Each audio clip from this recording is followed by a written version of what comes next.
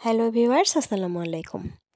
দেখতে পাচ্ছেন কিছু শাকসবজির চাষ করা হয়েছে।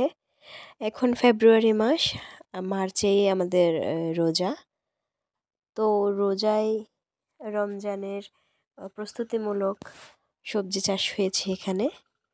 রোজায় যাতে লাল শাক, মূলা শাক এগুলো চাষ করা হয়েছে যেন খাওয়া যায় বাড়িতে।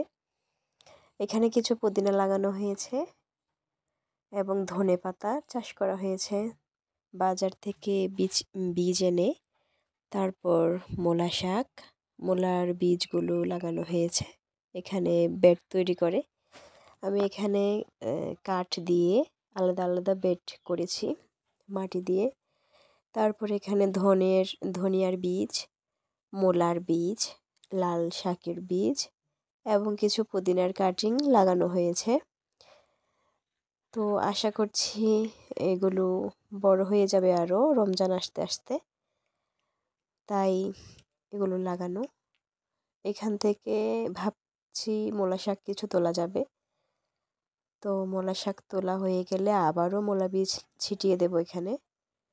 আর ধনিয়া পাতার ফাঁকে ফাঁকে কিন্তু কিছু টমেটোর চারা গজিয়েছে, যেগুলো এখান থেকে তুলে টবেও বসানো যাবে।